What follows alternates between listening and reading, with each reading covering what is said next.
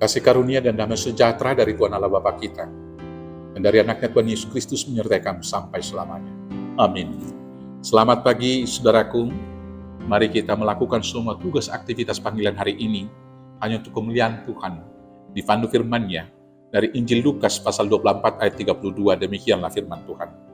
Kata mereka seorang kepada yang lain, bukankah hati kita berkobar-kobar ketika ia berbicara dengan kita di tengah jalan, dan ketika ia menerangkan kitab suci kepada kita?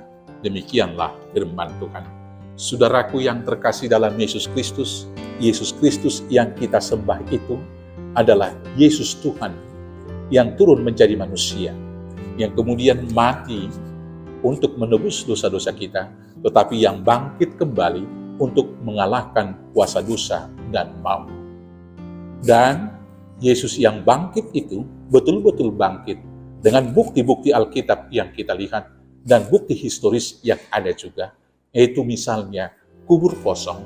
Sampai sekarang, kalau ada yang ziarah rohani ke Yerusalem dan kemudian akan melihat di Golgota, ada 2 kubur kosong di sana, satu versi Katolik, satu versi Protestan.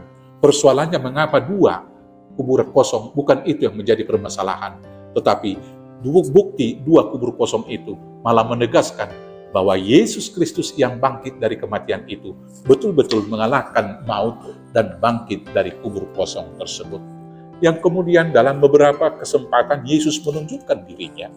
Pada hari ketiga, ketika dia sudah bangkit, Yesus menunjukkan diri kepada Maria dan juga semua rombongannya yang bermaksud datang untuk membawa minyak wangi untuk meminyaki, yaitu tubuh daripada Kristus yang telah meninggal. Di sana dia menunjukkan dirinya. Dan bukan hanya itu, ketika murid-murid berkumpul di Yerusalem, dia menunjukkan diri. Bahkan dia memberi kesempatan kepada Thomas untuk melakukan uji fisik dengan berkata, kalau kamu tidak percaya, berikanlah telunjukmu dan sentuhlah lubang yang ada di dadaku ini. Maka Thomas kemudian, terpujilah Tuhan, ampuni saya akan dosa saya.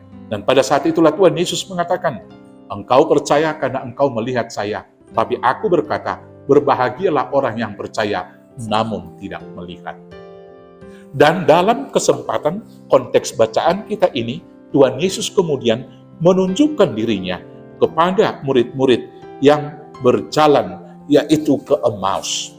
Di sepanjang perjalanan, maka kemudian Yesus menceritakan berita Injil bahkan tentang Yesus yang sudah bangkit tersebut. Dan lebih daripada itu, dia makan bersama dengan murid-murid tersebut, makan ikan dan roti. Kalau ada orang yang mengatakan bahwa Yesus yang bangkit itu adalah hanya roh, tentu roh tidak akan dapat memakan material, yaitu makanan, yaitu ikan dan juga roti di dalamnya. Maka karena itu saudara-saudaraku yang terkasih, kita harus percaya dan menyaksikan itu kepada dunia bahwa Yesus betul-betul adalah Tuhan dan satu-satunya Tuhan yang lahir menjadi manusia, yang mati dan bangkit kembali. Dan ketika Yesus yang menceritakan Injil itu, maka hati mereka dan jiwa mereka berkobar-kobar ketika mendengarkan Tuhan Yesus. Maka kiranya biarlah hati kita berkobar-kobar ketika Roh Kudus yang menceritakan berita kebenaran Injil itu kepada kita. Biarlah dengan kobaran api Roh Kudus, kita juga ikut dengan semangat yang menyala menyaksikan Kristus yang bangkit. Tuhan Yesus memberkati. Amin. Kita bersatu dalam doa.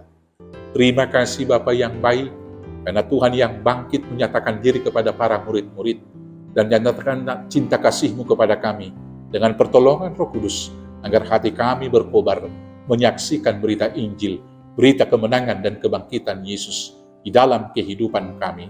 Dengan pertolongan Tuhan Yesus Kristus, Juru Selamat kami yang hidup. Amin. Selamat beraktivitas, Tuhan Yesus memberkati. Horas, horas, horas.